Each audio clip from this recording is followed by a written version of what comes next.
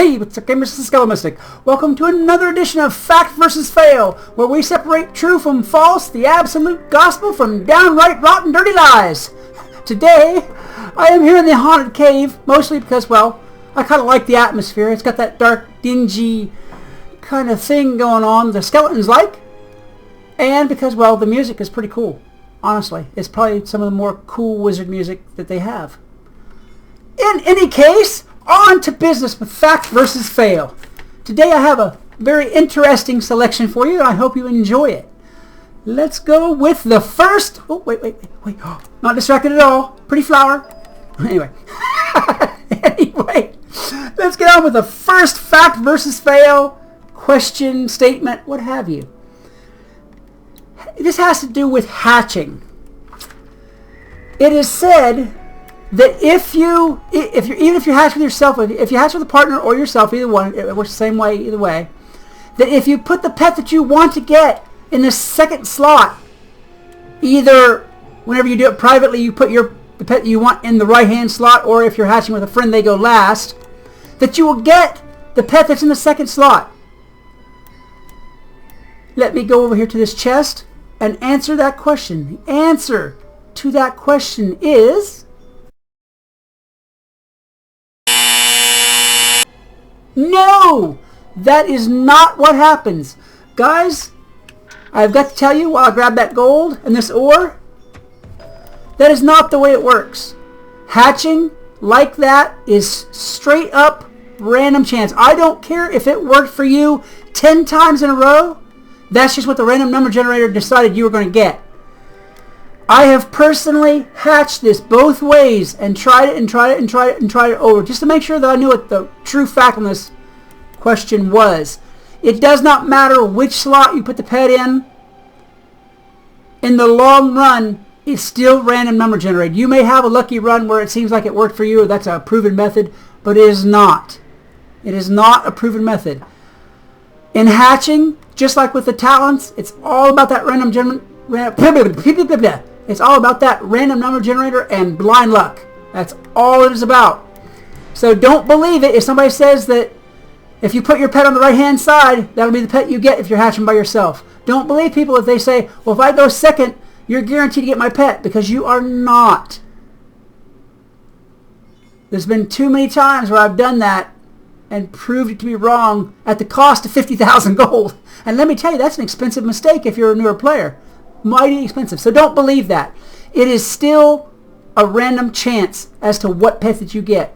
I know some of you are going to hem-haw and hoo-ha and maybe even boo me on that one, but it's the truth. Really it is. Do it 100 times and you'll see for yourself. That's what I did. I hatched 100 times to test this, to make sure that I knew what I was talking about, and really, it worked out. I think I got the pet that I wanted like 54% of the time, and that's not betting odds. Don't go to the track with those because you'll lose your money. Alright, on to the next Fact versus Fail question. Someone asked me to put this in there. I don't remember their name. Sorry guys, I don't, because it's been a while since I got asked this. But the question is, does the Spiral Cup truly drop energy gear? The answer to that question is this.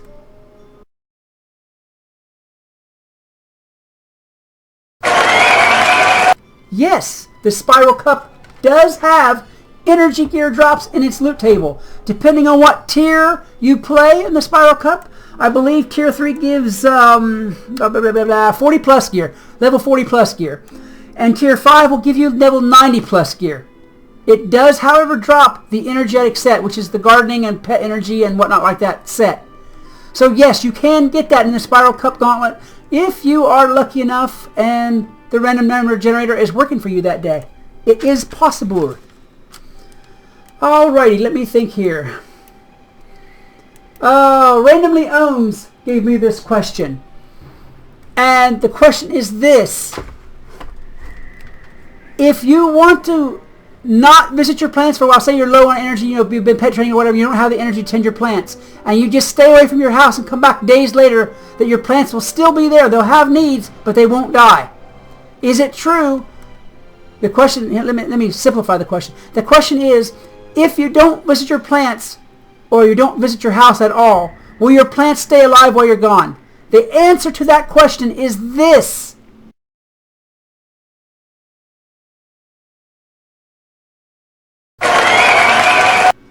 Yes, as long as you do not visit that house, your plants will stay at the stage that you left them at. You can go and treat them and give them all their needs and everything like that, and then leave them for a month or a year. And when you come back, they'll have needs, but they will not be dead. As long as you don't trip that house, trip the timer on the plants by visiting that house, you will be okay. You can do that. You can leave your plants in stasis for a while. I have personally done this a lot whenever I was doing a hard pet train or a baby to mega video and I just didn't have the extra energy and I didn't want to spend or couldn't spend or what have you. Yes, the plants will live so long as you do not visit that house. If you visit it even once, accidentally pop there, you must treat them because next time you come back, they'll be dead. Okay? But as long as you don't, they will be safe. Okay, Ken Evans asked this question, and this one really does strike home to me because I've seen this so many times. People who want to make the boss kill, they don't care if you damage it all the way up to the last point so long as they get to make the kill because they believe that that's going to give them better drops. People who believe that the particular position that they're in, although I have a little bit of trouble with that and I'll tell you about that in a minute, or whether they're the healer or the hitter or the tank, that there are various factors that determine that they're going to get a better drop than anybody else ahead of time. The answer to that question is this. Let me look you dead in the eye. Ready? And the answer is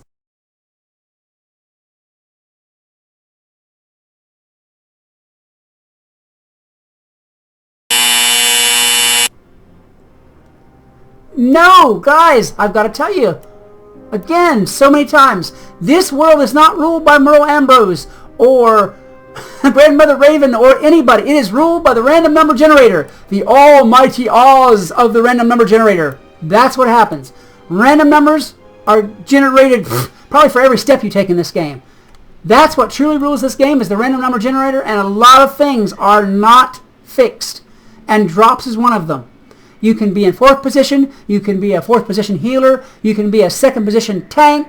You can be a 1st position hitter. It does not matter. You can be the one who kills the boss. You can be the one who just did support damage. Now, one caveat to that, one exception to that is you must at least cast a spell and do some, even if it's a wand spell. You must at least cast a spell and do some damage to get any kind of a drop. If you do absolutely nothing in that battle, you won't get any drops. I mean, that part is true. But just so long, I mean, even if you just tag it with a wand spell, you will get drops just like everybody else off the loot table. So that is the answer to that question. Oh, let me think. Alan Byrne. Here we go, Mr. Alan. Bram. I keep wanting to call it, for some reason he reminds me of Bram Stoker. But anyway, Alan, his question is, do respawn bosses such as Hades, such as, oh, well, heck, Polaris has got a lot of them now. Do respawn bosses drop extra loot? And by extra loot, the question is, do they redrop something else off their loot table? My experience with that, and the answer to the question is this.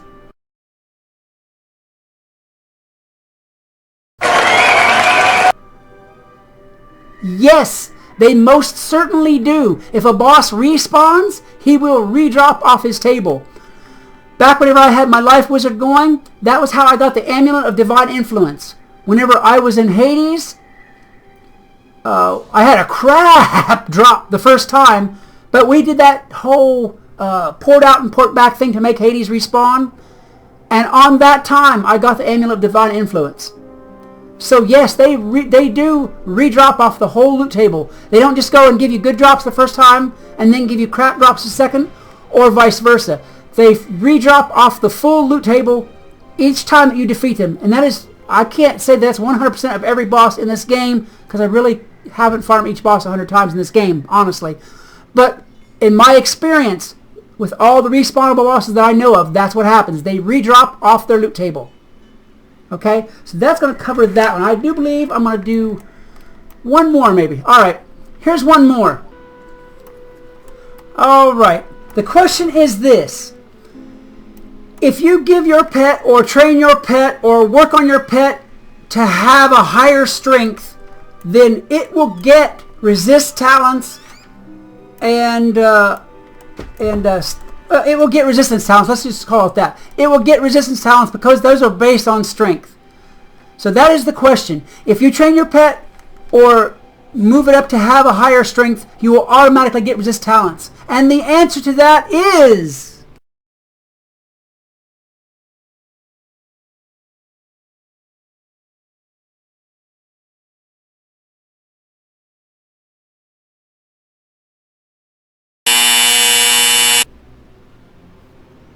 no! Guys, no. No, you will not. I've talked about this in other videos, and I guess I'll reiterate it again because it seems like that question keeps cropping up. The only thing that determines your pet's talents are, number one, what it naturally has in its pool if it's a first-gen pet. Those are all fixed. No, there's no changing those, period. They all have the same pool of talents. Or if you have a mixed pet from parents, whatever the talents are that the parents had in their pool. That is the only thing that will determine a new pet's talents. Okay, the only thing. You cannot make a talent manifest through any other means than what the parents have when you hatch with them. That's it. That's the only way. I've had this question put to me various ways and through various methods. Will snacks affect? Will what game you play affect? Will this affect? No, nothing will affect a pet's talents except for what the parents have in their pool when you hatch. That is it. If neither one of your parents has spellproof, you ain't getting it. I don't care if you call down lightning, you ain't getting it. It's not going to happen. You must have a parent that has spellproof in their pool to even, let me get this chest. I'm rich, 5 gold, I'm rich. Anyway, you must have at least one parent that has spellproof either manifested or in their pool to have a chance even of getting it. Now, the chances will improve that you get a talent as you go on with what the parents have. Say if one parent has spellproof but it's not even manifested, you're going to have a pretty low chance of getting spellproof on that baby pet. However, you will have a small chance that will happen. It can happen. If you have two parents that both have spellproof and neither one of them have it manifested, you'll have an increased chance. But you still won't have as good a chance as if you have two parents and both of them have spellproof and it's manifested. That's the best chance that you can get of getting spellproof on a baby pet. It will not. One more time. It will not. A talent will not come out of the blue if the parents don't have it. It will not. Okay? So I think with that huge amount of stressing, maybe I can put that question to bed for once. I hope so, at least. Alright, guys, I do believe that that's going to be it for this fact versus fail, and I hope you enjoyed this video. If you did, please put the smack down on that like button and share the crap out of it, because, guys, I can use the help. I would appreciate it. And until next time, this is SkeleMystic reminding you that whatever else you do, always love the game. Peace! Hey, what's up, gamers? This is SkeleMystic. I am here today in the Sky Anchor because I'm going to take on one of the toughest tests of wizardry that there currently is. I am going to, in a solo effort, put the smack down on Rasputin, the final boss of Polaris. Now, there are already, to give people props, quite a few good group guides out there. I think